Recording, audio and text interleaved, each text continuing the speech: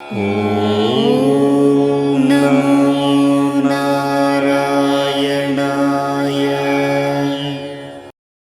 லட்சுமி கடாட்சம் நேயர்கள் அனைவருக்கும் வணக்கம்.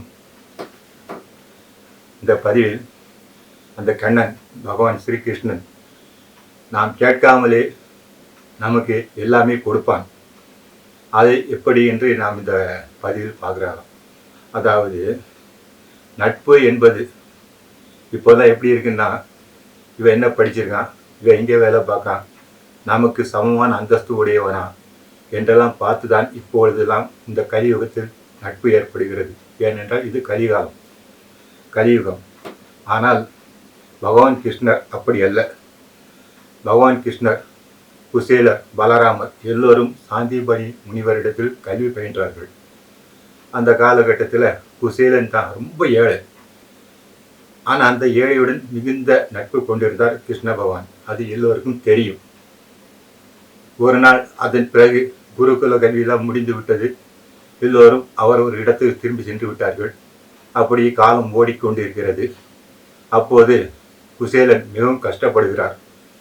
ஒரு நாள் என்ன செய்கிறார் என்றால், சரி இந்த கிருஷ்ணரை தான் பார்த்து விட்டு வரலாமே, தரிசித்து விட்டு வரலாமே என்று தான் கிளம்புகிறார்.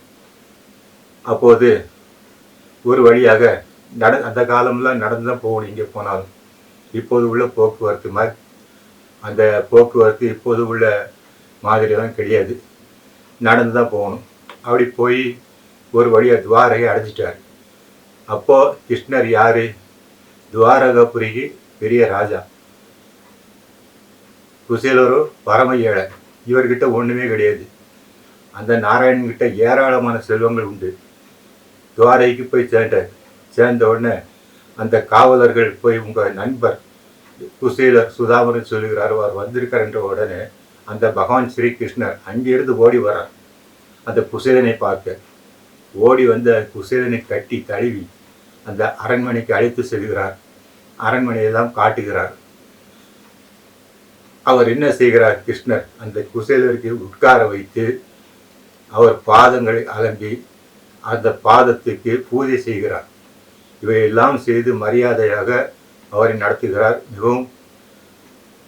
மிகவும் அன்போடு அவரை நடத்துகிறார். எல்லா உபசாரங்களும் நடைபெறுகின்றன. இவர் ஏழை ஆயிற்று, இவருக்கு நாம் பாத பூஜை செய்வதா என்றெல்லாம் அந்த கிருஷ்ணன் நினைக்கவே இல்லை. அவன் பரமதயாளன், கருணை உள்ளவன். நம்மை போல் கிடையாது. ஏழை சரி, பணக்காரர் சரி, படித்தவன் படிக்காதவன் எல்லாமே அவருக்கு ஒன்றுதான். நல்லவன் கெட்டவன் என்றெல்லாம் பார்ப்பது கிடையாது. அனைவருக்கும் அவரை சமமாக நடத்தக்கூடியவர் அந்த பரந்தாமன். குசேலருக்கு பாத பூஜையெல்லாம் செய்துவிட்டு விருந்தெல்லாம் கொடுத்து நன்றாக அன்போடு அழகாக உபசரிக்கிறார். அப்போது குசேலன் என்ன செய்கிறார் என்றால், அவரிடம் இந்த அளவுக்கு மரியாதையாக என் நண்பன், எப்போதோ என்னுடன் படித்த இந்த நண்பன் என்னை இந்த அளவுக்கு உபசாரம் செய்கிறாரே, இந்த கண்ணனை நான் என்ன சொல்வது, இவரிடம் என்ன கேட்பது என்று அவருக்கு ஒன்றுமே புரியவில்லை. அதன் பிறகு என்ன செய்கிறார் என்றால், விடை பெற்று கொண்டு வந்து விடுகிறார். வந்து பார்த்தால் அதற்கதை நமக்கு எல்லோருக்கும் தெரியும். அவருடைய வீடு பெரிய மாளிகையாகி இருந்தது. வீட்டில் உள்ள குழந்தைகள் எல்லாம் அழகான ஆபரணங்கள், உயர்ந்த விலையுள்ள ஆடைகள், உயர்ந்த விலையான ஆபரணங்கள் எல்லாம் அணிந்து கொண்டு பெரிய செல்வந்தர்கள், அந்த வீட்டு பிள்ளைகளைப் போல அவர்கள் காட்சி அளித்தனர். மனைவியும் அழகான புடவையெல்லாம் கட்டி அழகான ஆபரணங்கள் எல்லாம் அணிந்து மனைவி இருந்தார். இவருக்கு ஒன்றுமே தெரியவில்லை.